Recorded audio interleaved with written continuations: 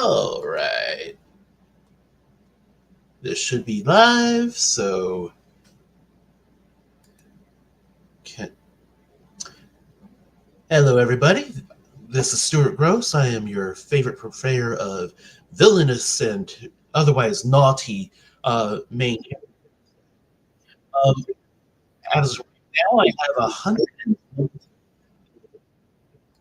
I have I have 190 titles on my Amazon page. So, I've been doing a bunch. I've been writing since 2016, putting on stuff on Amazon since 2017. And I am the guy who does all the bad people doing bad things for fun and profit, and they win with no sight of redemption arcs or anything like that. So, nice to see y'all. How this works is I'm just going to ramble a bit, and if you have questions, put them up. If otherwise, we'll go have fun with that. So, I am, like I said, I do villains as protagonists, so bad people doing bad things for fun and profit, and they win. Most of my stuff is power fantasy. Hey Ryan, hey Rachel, hey JD.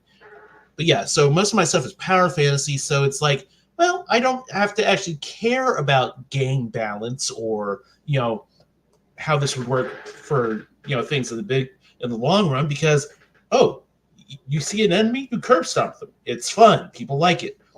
But that's also because I do my serial novellas, which is different from all y'all who are doing novels who are like, well, I have to have this whole 30 chapter plot arc thing. Like, no, I do more of the monster of the week kind of idea where, oh, this person is in my way, how do I crush him?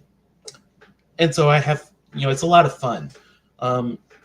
In the chapter I wrote for my newest series, Reborn as the First Boss, that I just put up on my Patreon today, she ended up killing an Inquisitor because he was in their way, and so she had a lot of fun sacrificing him. So let's see, what can I ramble on about? Well, I have, I started back in 2016 because I was reading on Royal Road, and there were like a whole bunch of things. There's like, good God, I could do better. No, I can do better. I'm going to do better. And so I went and started writing, and my first stuff was not better. Hey, Kyle. But yeah, so obviously my first stuff was crap.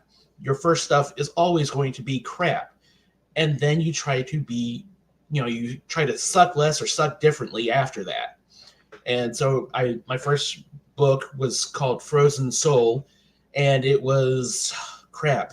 And eventually I rewrote it later on as a trilogy, which is my Memoirs of a Supervillain trilogy, which that was a lot of fun to go back and revisit and rework it. But yeah, so basically, my writing process is, well, what's going to be fun to do? What sounds fun? Because I'm a complete and total pantser, meaning I don't know what is going to be on the page. I don't know what's going to happen until it's on the page. So, yeah, it's JD. Everyone's writing is crap, but you try to make it be crap in different ways each time. As long as you're not making the same mistakes, that's progress. But anyone who tells you that they started out being, all that is lying either to you or to themselves. Yes, innovative crap, JD. You try to make it innovative and do new things, shittily. And so then you learn, you do the next thing, and it keeps on moving. Yeah, so like I said, I do my best to keep things moving. Thank you, John Doe, which really an innovative and unusual name. I've never seen that before. But no, the reason I don't do Audible is because the first couple times I tried it, it did not sell like at all. I think I've made total in the like 5 something years since I put stuff up there that it was, I've made about $20 from Audible sales, and that's just not worth the time and cost and all that. So I just stay to my ebooks. I usually have a print version that comes out through Amazon as well for the omnibus stuff, but ebook is where I am at, and that's what fits my style more, just because the serial novellas, people don't think too much about, hey, this is 99 cents. They don't think too much about that. And so it's, they don't expect it to be the great thing. I have 190 titles on my Amazon page as of yesterday, because the newest book in my System Supervillain series just came out. This one, yeah. System Supervillain, where, it's one of those post-apocalyptic ones, except, you set it in a a Marvel-style superhero world, and a supervillain becomes the system administrator, for Earth. But obviously, nothing bad can happen from this. Actually, I make enough that I don't need a muggle job, which is nice. But yeah, so I do, I try to have something come out on average once a month, but I don't push it. It's like, okay, I have my 10 chapter plot arc that gets, in each of my books, I have 5, projects that I'm actively working on right now, and a 6th one that I've been toying with and, working on, but haven't really decided whether it's going anywhere. So my 5 active projects are Lewd Dungeon, which is on its 36th volume, Dark Fate, which is, getting up there. The OP Lich is a returnee, which is my little isekai, Lich Queen, having all the fun. System Supervillain, and Reborn as the first boss. So, yeah, the luxury of having so many titles, it's more that I started off with one story, that my first story, Frozen Soul. While I was writing that, I got an idea for another story, and so I decided, you know what, I can have enough time between my work that I can do a second story. So I started putting up a second story on Royal Road, and that was called Rules-Free VR MMO Life, which was my first lit RPG story. And that, I learned a bunch through that, but that was one of the ones that put me on the map as having villains as protagonists. And while I was in the middle of that, I started Into the Black, and that one, did pretty well. And then I started City of Champions Online, which, didn't do as well, but it taught me some things. And then I started Lewd Dungeon, which went kind of viral. And so, that one went along, and yeah, and so you keep on keeping on. I compare it between like the people who do novels and my serial light novels. I compare it to between like sports cars and freight trains. Sports cars are great, you keep moving, they're sexy, everyone loves them, but not many people, but you don't do as much with them. The the freight trains, they're not sexy, but they do work, and you get a bunch of stuff moving with them. And so that's what I do. I try to just keep things moving on. John, I see you asked, what audiobook do I have coming out next? The answer is none. I stopped doing audiobooks because, frankly, it just never sold. So I just stopped doing them. And I just focus on my ebooks. His Excellency Xenu. You guys make me see this writing thing or characters as serious, in fact, useful way for it to be expressing thoughts or delivering a message. I will admit that normally I don't try to have a message in my writing except screw this, let's have fun. But you know, if you're an author or any kind of creator who has a platform, eventually you're going to start trying to do you know, you might be encouraged to put some kind of message. You use your platform, and I've done that a few times when I've protested things in my own way, like when the Roe v. Wade decision came out, and you know, I protested a bit by killing off the Supreme Court in my books, which is, you know, just what you do. Yeah, you know. Um, like my one of my villains, you know, decided to protest against the Israeli stuff in Gaza by blowing up the the IDF and Jerusalem and most of the country.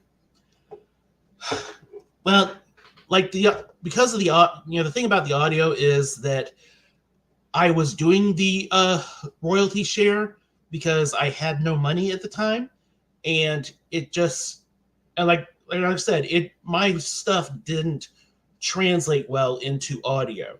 And that's the thing. Not every kind of story is going to translate into every medium. It's just like how you see with Star Trek. Anyone who tells you that Star Trek, the TV series, and Star Trek, the movies, is the same kind of storytelling is lying to you, or they don't know what storytelling is. So Star Trek, the series, is more what I do, and you can't really just slap together several episodes of the series and call it a movie. That just doesn't work. So that's the kind of, that's part of the problem with me and Audible, is that my stuff just didn't gel right for the audio audience. So I stopped doing it and focused on, instead of trying to change what I do to fit that audience, I just focused on what I do best and kept doing it. So that's one of the things that's part of why I could have kept going, and I have 190 titles on my Amazon page right now. It's because you just keep on moving and keep on going, and you keep doing stuff you're good at, and eventually, it develops a weight of its own. Let's see, Ether. I am glad to be healthy. It's definitely, working out at the gym helps. They say the whole thing about healthy body, healthy mind. I don't know all about it, but it does help if you aren't always tired. If you're not always tired, you're not always just like, oh God, I winded myself going, standing up. That's not good. You're not going to be writing well like that, because let's face it, it's just not going to happen. Sorry, John, Lewd Dungeon is not coming to Audible. It's just not in the cards. Normal brain. Zeno, yes, I do try to speak in a barbarian fashion with my messages, just because it's the whole thing where the jester is able to tell people things that, tell the king stuff that the normal people can't, because they make it over the top, they make it a joke. So if my villain decides, okay, we're just going to blow up the source of everything, that's a statement, but it's not as it's not the same as just coming out straight out and saying something. So it's a good way of what do I normally write about? What do I love to write about? Oh, that's a good question. So I normally write about villains doing villain things for fun and profit, and they win. And I write what I love. I write what I want to. I always tell people who ask for writing advice, write the book you want to read. Because if you want to read it, somebody else will too. It's the whole thing. Okay, this is something I want to read. I haven't seen it. I want to do it. Boom, done.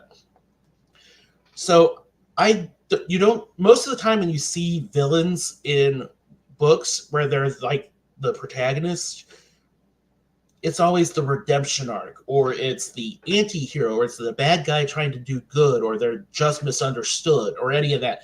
I was like, that's boring and that's done all the time. And I don't want to do the bright and shiny hero. So what I do is, these are bad people. They know they're bad people. They're going to have fun being bad people, and they're going to continue being bad people.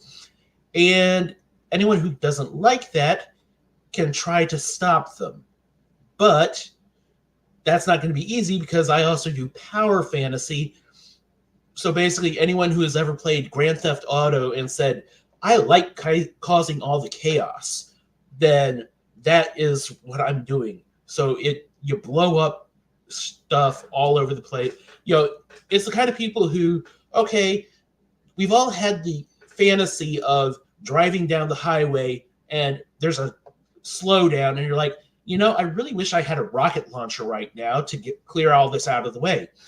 My people are the ones that have the rocket launcher and use it. Brian says, right in a pretty specific niche. Are there any peers for you in the genre, some that scratch the same itch for you? There are a few that do like actual villains as villains. The Awaken Online, I think it was, with Jason being, just slaughtering a city and raising it as the undead. Yes, that's a villain, and that's cool stuff. I have a bunch of, and Everybody Loves Large Chests, another wonderful villain, does a bunch of villain stuff and gets away with it.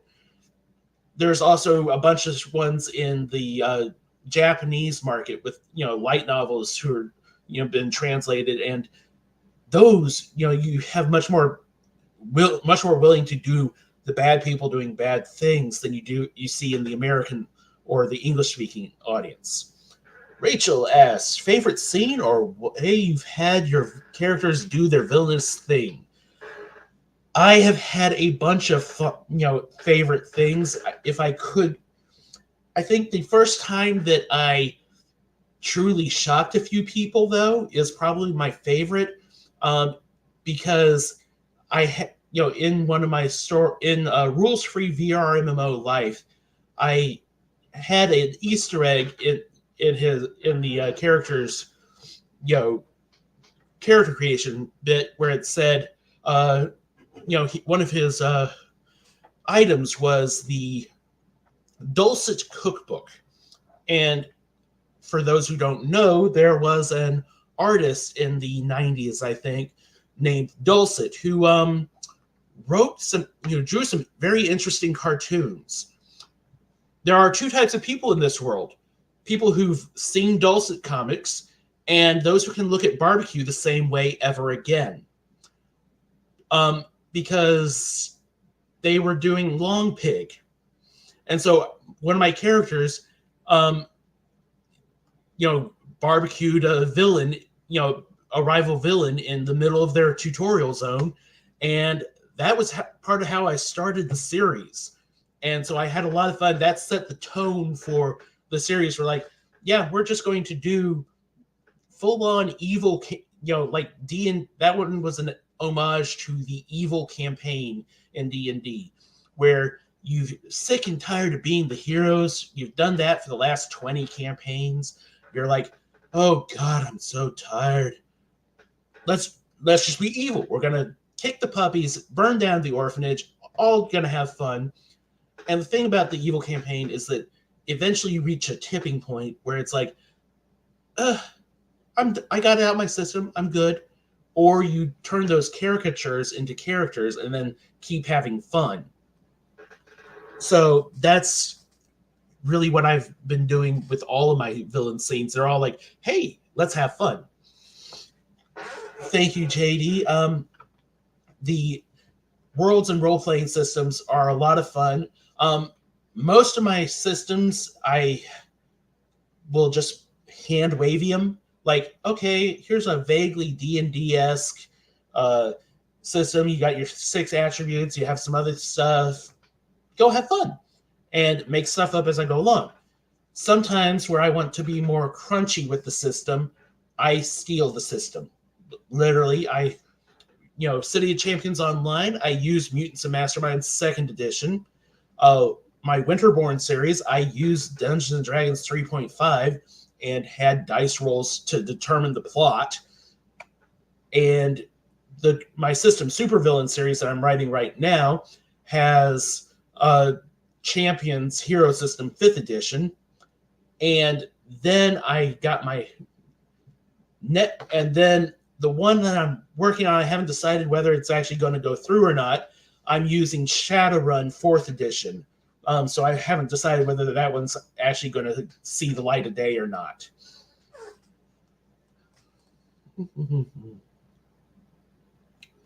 The MMO version of Champions was all right, but it wasn't, like, I have issues with, trying to do an MMO of superhero MMO, because unless you're able to do the full VR and do all the crazy stuff that supers can really do, it never just gels right. So I played the hell out of City of Villains. I played the hell out of Champions Online, but it just never really did it for me. But yeah, it was a lot of fun. All right. So, like I said, my process is mostly, hey, what is going to be fun for this? Let's go do whatever, make stuff up as I go, and always try to find the new fun thing. And so I just keep on keeping on.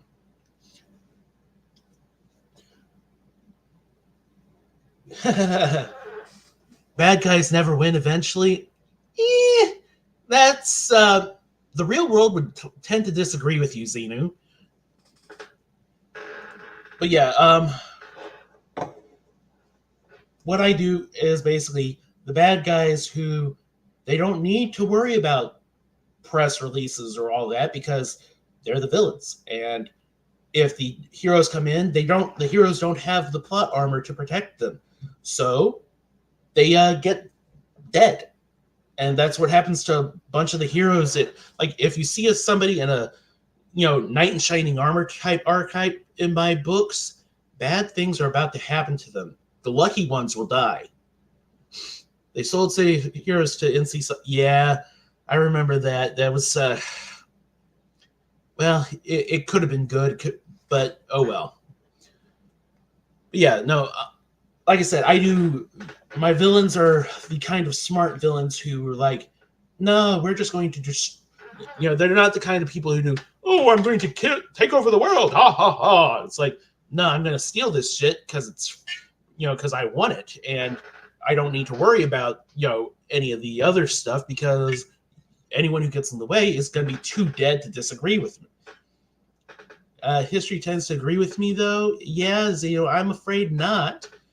See, we can all talk about the villains in the American government, for instance, how they've, pretty much won out over the last, 100-something years. No. Yeah, no. That is one thing my characters never do. I don't do evil monologues, because evil monologues are stupid unless you've already won. So if my characters are monologuing, they don't, monologue and then try to kill the hero. They kill the hero and then monologue because everyone is dead. Again, I do the, smart, ruthless heroes where they're, villains, where they're just like, no, we're not monologuing. We're not doing any of that. We are going to, we are here to destroy things because that is what we're going to do. Forget all the other stuff. This is, we came here for a reason. We are going to accomplish the goal, and then we are going to leave.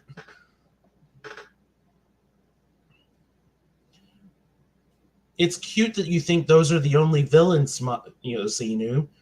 We also have, I don't know, the U.S. government, the England, has a bunch of stuff in its closet. Half the world is made of villains. You don't become you don't become a leader of anything without being a villain. There are no good people who want to be politicians. There are no good people who want to lead corporations. There are no good people who want to be a world leader. You have to be ruthless, and you have to be a villain for that. That's just how it is. All right. I am getting a 5-minute warning, which means we only have a little bit more talking to do. So, like I said, I mostly do my bad people doing bad things for fun and profit, and they win. And they win because they don't do the stupid stuff that a lot of the cartoon or comic book villains do, where it's like, wah-ha-ha-ha! No. They're like, okay, you're dead. Now I can laugh. Or, in a lot of the, especially when you have a system, a tabletop role-playing game system, a lot of, whether you live and die depends on preparation. And so my characters prep, and they're like, okay, I'm going to fight on my terms, which means I have already stacked the deck against you.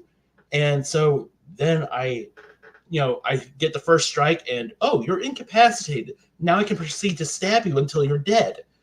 And that happened in one of my system supervillain books, where this massively powerful solo fighter, my assassin type MC, struck from surprise, struck him hard enough that he was stunned, and proceeded to kill him before anyone could react, because the only guy who could defeat him was stun locked. And that's something from the game mechanics, and that's how he out-prepped them. And so, yeah, that's one of the things. I just keep doing that, and my villains are smart, which means they win. But yeah, so like I said, I have 190 some titles on Amazon right now. Again, several different series. Most of them are serial novellas. Most of them are little, bite-sized novellas. They're either free with Kindle Unlimited, or they're like 99 cents for the novellas, $3.50 for the omnibus versions. If you want the Dead Tree format, omnibus versions are there for you. Are usually in the Dead Tree format, but everything is Kindle, and it's all available for either cheap or free, depending on whether I've kept it up on other places. And I think that's it. Any last questions? No? All right. It's been good talking with y'all. I'm doing a bunch of other things today, and the rest of the weekend. I've got, some Like It Hot later on. And there's also the Hello Darkness Smile Friend at 4. And then I also have eventually I'm going to be doing some These Are Rookie Numbers. And Nice Guys Finish Last, where apparently they want me to talk about villains because I'm the villain guy. So yeah, y'all have fun. And I believe next is a, deleting browser history. So, anyone who's a writer has definitely needed to delete their browser history from time to time. So, see y'all.